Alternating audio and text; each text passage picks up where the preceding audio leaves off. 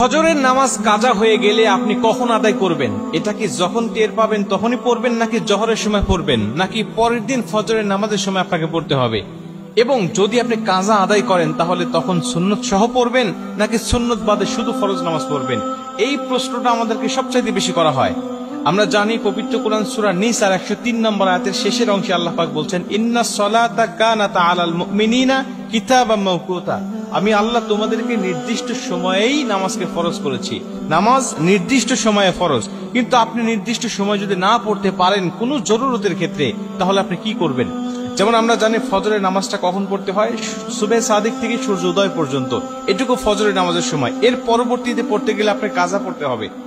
আমরা জানি নবীজি সাল্লাল্লাহু আলাইহি ওয়াসাল্লাম বলেছেন, তিনটা সময়ে নামাজ পড়া আল্লাহ পাক হারাম করে দিয়েছেন। 1 নম্বরে সূর্য উদয়ের সময়, 2 নম্বরে সূর্য যখন একেবারে ঠিক মাথার উপরে থাকে, হেলে যতক্ষণ না যায়, এবং 3 নম্বরে সূর্য অস্ত যাওয়ার সময়। এই তিনটা সময়ে নামাজ পড়া যায় না।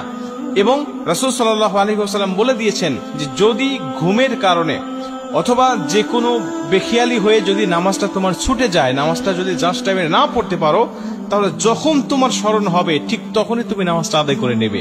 তোমার ফজরের নামাজ কাজা হয়ে গেছে, তুমি ঘুমের কারণে টের পাও নাই, 8টা বেজে গেছে, 9টা বেজে গেছে, এখন তুমি জোহরের নামাজের জন্য অপেক্ষা করবে না।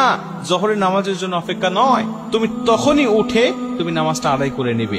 এখন তুমি নামাজটা কিভাবে পড়বে? 2 রাকাত সুন্নত সহ নাকি শুধু ফরজ পড়বে? রাসূল সাল্লাল্লাহু আলাইহি ওয়াসাল্লাম বলেন, ফজরের নামাজের 2 রাকাত সুন্নতের গুরুত্ব কত বেশি জানো? আম্মা জানা আয়েশা বলেন যে সমস্ত দুনিয়া এবং দুনিয়ার মধ্যে যা কিছু আসে সবকিছুর থেকে ফজরের নামাজের 2 রাকাত সুন্নতের দাম আল্লাহ পাকের কাছে অনেক অনেক বেশি। এবং নবীজি অন্য একটা হাদিসের মধ্যে বলেন যে তোমাদের ঘোড়া যদি ছুটেও যায়, তোমাদের ঘোড়া যদি চলেও যায়, তারপরেও তোমরা 2 রাকাত নামাজ ছেড়ে দিও না, এই 2 রাকাত সুন্নত নামাজটা তোমরা আদায় করবে। এই হাদিস থেকে বোঝা যায় ফজরের নামাজের গুরুত্ব অনেক অনেক বেশি। এবং আমরা এটাও জানি যে ফজরের আগে এমন হলো যে আমি জামাতে নামাজ পড়ছি, কিন্তু এখন দেখা যাচ্ছে আমি সুন্নত পড়তে পারতেছি না, বা সুন্নত পড়লে জামাত পাবো না। তখন আপনি কি করবেন? তখন আপনি ফজরের নামাজটা আদায় করবেন, কিন্তু সুন্নতটা কিন্তু পরবর্তীতে আপনি পড়তে পারবেন না, বা আপনার জন্য মাফ হয়ে যায় নাই। আপনি সূর্য উদয়ের পরে যখন হলুদ আভাটা কেটে যাবে, আপনি তখন কিন্তু সুন্নত 2 রাকাত আপনাকে আদায় করতে হবে। তার মানে এটার গুরুত্ব অনেক বেশি। এই হাদিসগুলো থেকে আমরা বুঝতে পারি যে আমি যখন কাজা পরবর্তীতে নামাজ আদায় করব ঘুম থেকে ওঠার পরে, 8টা হোক বা 9টা হোক, তখন কিন্তু আমাকে 2 রাকাত সুন্নত সহই নামাজটা আদায় করতে হবে, শুধু 2 রাকাত পড়লে হবে না।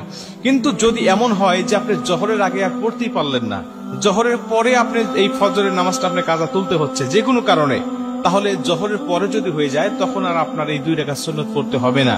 এই 2 রাকাত সুন্নত তখন আর আপনাকে কাজা আদায় করতে হবে না। কিন্তু জোহরের আগে যদি হয় তাহলে আপনাকে অবশ্যই পড়তে হবে। প্রিয় ভাইরা আমার, এটা কিন্তু জরুরতের ক্ষেত্রে 2-1 দিন হতে পারে এমন, কিন্তু কন্টিনিউ কিন্তু করা যাবে না। এমন হতে হবে না যে প্রতিদিন আপনার ফজরের নামাজটা কাজা হয়ে যায়, প্রতিদিন রেগুলার আপনি 8টা-9টার সময় ওঠেন, তাইলে কিন্তু আল্লাহ আপনার উপর নারাজ হয়ে যাবে, রাগান্বিত হয়ে যাবে।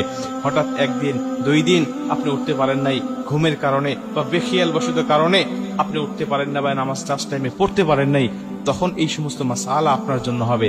কিন্তু রেগুলার যদি আপনি নামাজ কাজা করেন, তাইলে কিন্তু আল্লাহ আপনার উপর নারাজ হয়ে যাবে।